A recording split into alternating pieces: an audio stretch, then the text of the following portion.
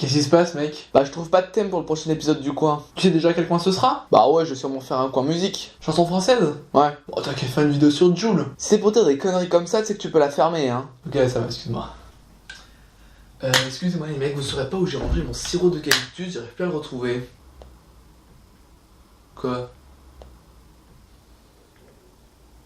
Je crois que j'ai trouvé.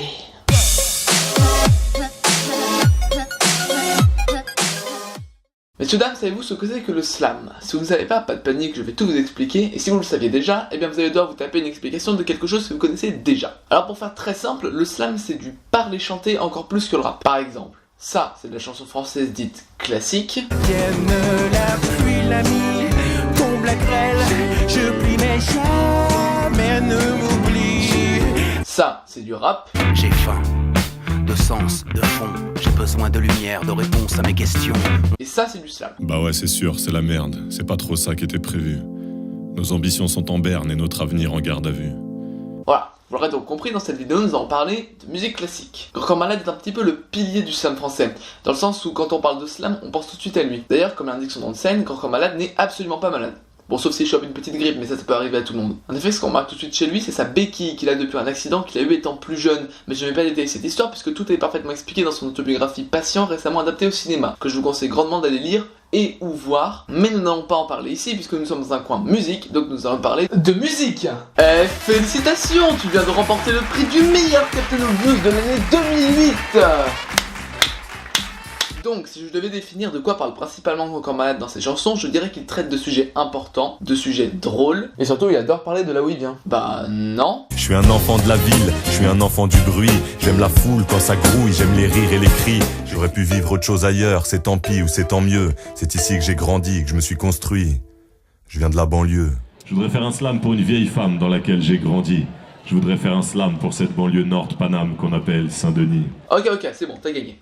Alors oui, en effet, Grand Corps Malade a l'air d'avoir très envie de nous faire savoir qu'il habite en ville et qu'il adore ça. Bon, lors de l'écriture de cette vidéo, j'étais confronté à un problème. En fait, y a pas grand chose à dire de Grand Corps Malade. Là où pour Terminator, je peux me moquer de Terminator Genesis ou de Badland 2 pour Badland, là y a pas vraiment de mauvais côté. Donc tu insinues que Grand Corps Malade est parfait.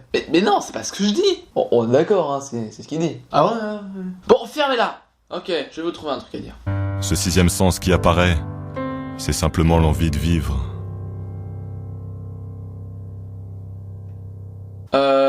Non, je suis désolé, ça ne fonctionne pas comme ça. Pendant longtemps, je me suis demandé pourquoi est-ce que la parole n'était pas un sens, d'autant plus que nous l'utilisons beaucoup plus que le goût. Eh bien, pour faire très simple, un sens, c'est une information que va recevoir notre cerveau, ce qui n'est pas le cas de la parole, puisque c'est nous qui envoyons une information sonore. Bon, mec, on est dans un épisode du coin, là, pas dans une NMA. Et alors? Bah, ce qui veut dire, c'est que t'es censé parler de musique, là, pas de sujet scientifique. Bah oui, mais je suis bien censé expliquer ce que c'est un sens pour pouvoir parler de cette incohérence. Donc, je ne critique pas la chanson dans l'ensemble, Sixième Sens c'est un excellent film de Night Shyamalan. Bruce Willis a un excellent rôle dans ce petit chef-d'œuvre horrifique. Une ambiance très sombre vous accompagnera tout au long de ce film jusqu'à un dénouement qui en surprendra quand même plus d'un. De plus, ta gueule. Juste, ferme ta gueule. Donc, je ne critique pas la chanson dans l'ensemble, Sixième Sens c'est une très belle chanson. Elle parle des handicapés, de comment est-ce qu'ils vivent, du point de vue des autres par rapport à eux. Mais pour savoir si ce qu'il dit est vrai, posons la question à quelqu'un directement intéressé. Dis-moi mec. Quoi? Est-ce que tu as envie de vivre? Bah ouais. Ok, merci. Maintenant, posons la question à quelqu'un de non handicapé. Dis-moi Bouquet. Ouais, quoi? Est-ce que t'as envie... Ah non, c'est un mauvais exemple, t'es handicapé mental. Bref, si on s'autorise à dire que l'envie de vivre est un sens, bah du coup autant tout se permettre. Hey, tu sais que j'ai un sixième sens, je peux mettre des lunettes moches. Hey, tu sais que j'ai un sixième sens, je peux ouvrir un opinel. Hey, tu sais que j'ai un sixième sens, je peux dessiner un chat avec une cravate. Hey, tu sais que j'ai un sixième sens, je m'en bats les couilles de ce que tu racontes. Voilà, maintenant que j'ai bien éclairci ce passage, je vais... Ça y est. Quoi? J'ai fini de calculer le pourcentage de ce que contient cette vidéo. Et alors? Eh bien, sur 90 secondes de vidéo, il y a 30 secondes d'intro, soit 15,8%. Et donc... Laisse-moi finir. Ensuite, à 85 secondes où tu parles de Grand Corps Malade, soit 44,7%. 35 secondes où tu te fous de sa gueule avec son erreur de sixième sens, 18,4%. Et 40% de dialogue inutile entre nous trois, représenté par les 18,4% restants. Et alors, j'en ai rien à foutre! Du coup, si on accumule tout, on atteint 44,7% où tu parles de Grand Corps Malade, et 55,3% de remplissage inutile, et encore, je n'ai pas compté les 35 secondes que je viens de prendre pour t'expliquer ça. Putain, mais vous avez vraiment un don pour m'énerver! Tu veux que je parle de Grand Corps Malade? Ok, je vais parler de Grand Corps Malade. C'est l'heure de l'instant plagialisation. Rencontre est une chanson de Grand Corps Malade tirée de l'album Midi 20. Dans cette chanson, il compare la vie à une route où il rencontre différents états ou activités qui sont personnifiés. Ici, Grand Corps Malade présente la route où il marche, qui symbolise la vie. D'ailleurs, il ne sait plus si cela fait des jours, des semaines ou des mois qu'il y marche, tout ce qu'il est sûr, c'est qu'il est là depuis toujours. Il nous explique ensuite que cette route est sinueuse, ce qui équivaut au haut et au bas de la vie, des changements. Ici, Grand Corps Malade nous parle du premier personnage rencontré, l'innocence. Il nous explique aussi que cette innocence a très vite disparu, ce qui laisse entendre que lorsqu'on est enfant, on est très innocent, et puis à force de grandir, cette innocence disparaît. Le sport est un personnage dur et sévère, mais qui permet de devenir plus fort.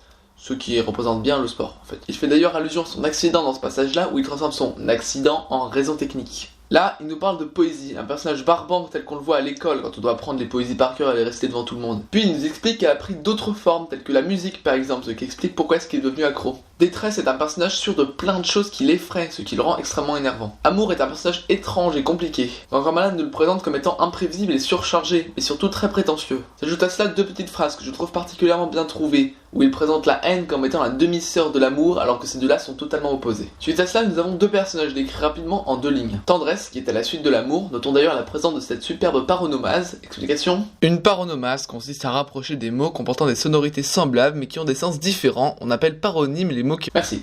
Et le deuxième personnage est Nostalgie, qu'il fait entrer en scène en parlant des bons souvenirs, car les deux sont liés. Suite à ça, nous avons un personnage sur l'amitié, qui est un personnage super sympa, pas comme toi, qui accompagne Grand Corps Malade depuis le début de son aventure. Nous avons ensuite un paragraphe sur Avenir, qui est un personnage mystérieux et caché, on ne sait rien de lui, mais on est sûr d'une chose, c'est qu'il existe. Et c'est là où la comparaison est bien faite, parce que qu'est-ce qu'on sait du futur? Absolument rien, si ce n'est qu'il va forcément arriver un jour. Nous avons ensuite deux petits couplets où il parle brièvement de peine, de joie, de chance, de choix, de surprise et de doute. Et pour finir, nous avons un retour sur le premier couplet de la chanson.